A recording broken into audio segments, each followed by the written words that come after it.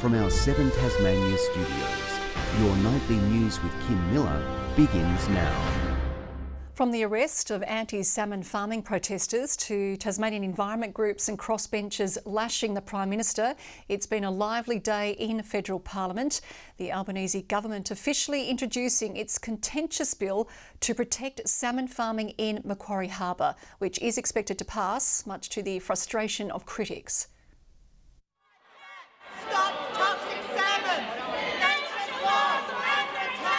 It's the day critics of Tasmanian salmon farming have been dreading, sticking to their cause to the end, literally. 12 Bob Brown Foundation protesters detained after this stunt at Parliament House.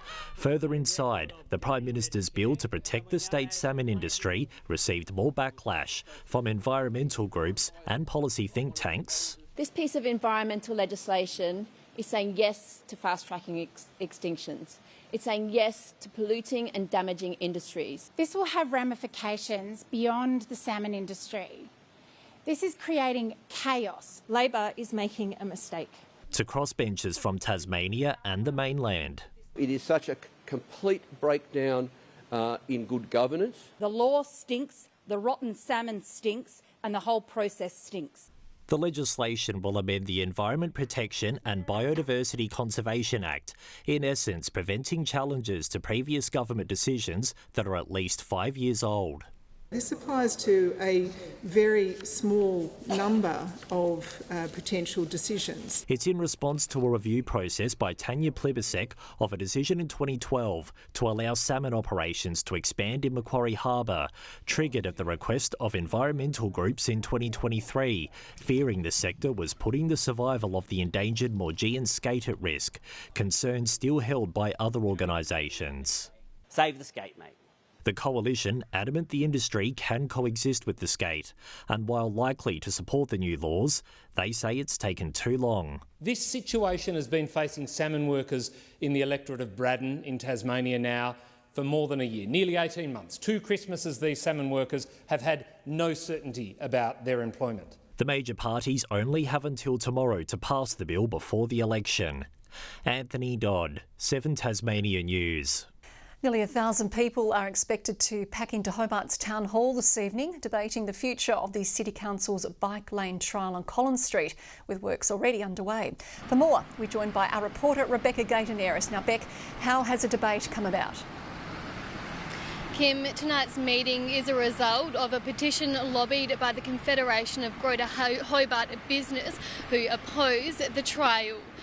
The project's been dubbed Transforming Collins Street and will see the removal of about 35 parking spaces and the addition of new street-side dining, zebra crossings and more accessibility parking. But it's been met with some criticism, with business owners fearing that fewer parking options will result in less trade, while proponents say the changes will make the CBD more attractive. A report on the debate will be provided to Council, which will then decide on whether to action any of the motions aired tonight. Kim? Okay, thank you very much there, Beck. A local cancer charity is scratching its head tonight after falling victim to a series of mindless attacks. 3 vehicles used to transport sick Tasmanians to treatment have been damaged by heartless vandals.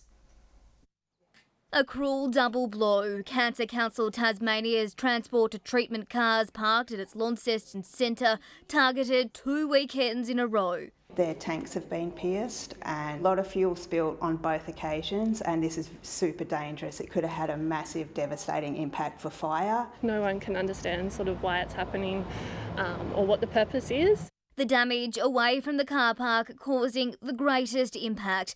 The cars are used to drive cancer patients to and from life-saving treatment. It's not just cars that have been vandalised. This impacts individuals who are facing a really massive challenge in their life, and they have to get to life-saving treatment. With the vehicles out of action, sick Tasmanians are having to change their travel plans. Of course, we will try and work around that and get those people to their treatment, but it is very disappointing. And it couldn't come at a worse time. The charity is in the midst of its major fundraising drive, Relay for Life. That has caused a bit of stress and extra logistics to make it happen. Luckily, we've been very lucky with support from the community. Budget truck rental stepping in at the 11th hour. We provided a van and a truck at the very last minute to help us get relay going. The vandalism has been reported to police. Victoria East 07 Tasmania News.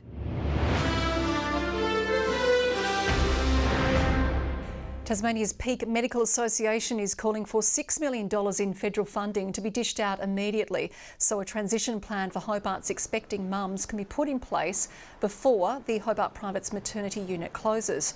$3 million is set to be given to Calvary to help ease pressure on the Royal Hobart. But AMA Tasmania says a dedicated mother-baby unit in the south is long overdue. We have gone from having a well-resourced multidisciplinary unit at the old St Helens Healthscope building, which could have up to 10 inpatients, to a 2-bed facility inside the Royal Hobart Hospital adolescent unit, and we've all known it's not fit for purpose. Hobart private owner Healthscope will cease maternity services in August. Clean energy producers have raised concerns about the length of time it's taking to get power lines in the air and solid plans in the ground when it comes to the North West Transmission project. With the potential privatisation of Tas Networks on the table, Labor fears many renewable projects may never become a reality. Robbins Island Wind Farm, Wellback Ridge and the HIF e-fuel facility, just some of the renewable projects earmarked for Tasmania's northwest. But plans for a connecting line seem to be switched off. Tasmania needs to be pulling its weight and be able to transmit the energy that all of these schemes are going to make around the state. Calls now falling on Energy Minister Nick Duigan to give some answers about the future of the North West Transmission Line, part of the Marinus Link project. With no plan, no costing and no timeline, local energy producers are concerned. If they don't know that transmission network's going to be completed when they want it to be completed, that could push their project further and further out or completely off the table. But the opposition fear new projects may not come to fruition if Tas Networks is sold off by the state government in a 99-year leasing deal. These projects will cost hundreds of millions of dollars, at least $750 million for the North West Transmission Stage 1 alone. Is he really going to be able to find a private investor that would put that much money into the project? A government spokesperson says it would be reckless for Labor to greenlight a $1.5 billion project without understanding whether it's best for Tasmanians, adding what needs to be built will be. Ruby Cairns, 7 Tasmania News. More than 9,000 Tasmanians with moderate to severe mental illness are missing out on crucial support through state or federally funded programs, according to a new report.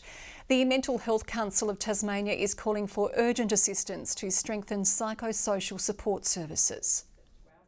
We're really reaching the point where we're saying enough is enough. This is unfair for people to not be able to access the supports that they need to live their best life. The State Mental Health Minister says the government is taking a best practice approach to ensuring Tasmanians can get holistic support in their communities, while a federal spokesperson says the Albanese government is committed to reforming the mental health system and ensuring more people can access the care they need.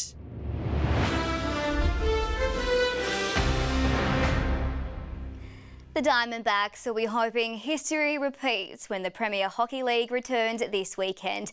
The club still riding high from back-to-back double championship titles, with rival team shake-ups providing a pre-season confidence boost.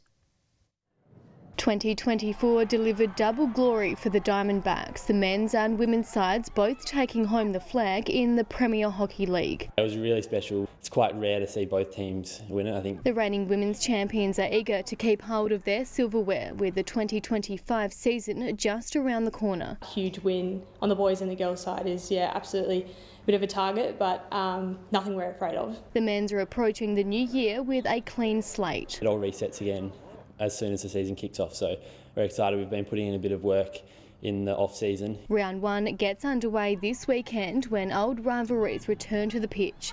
The university women have high hopes despite not being able to end their nearly 4-decade-long dry spell.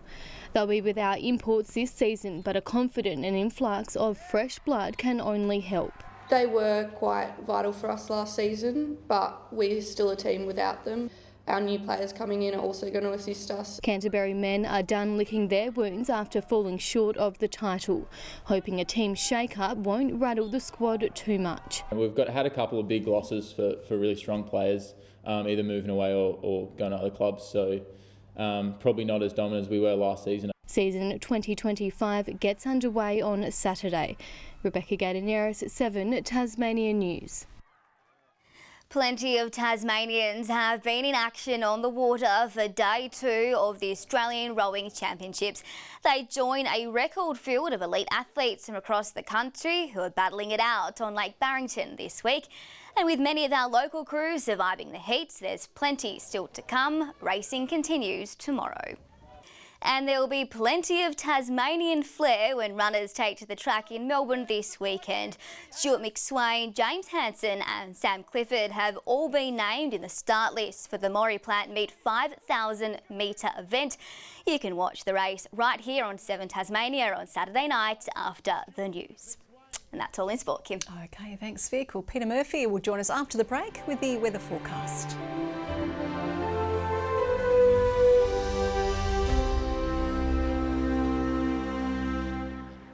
Good evening. Hobart, 20 degrees today. Launceston, 24. Devonport, a high of 21 and Burnie, 22. Temperatures on or around average again. Friendly Beaches, 24 degrees. St Helens, Bushy Park and Lyreweenie, 23.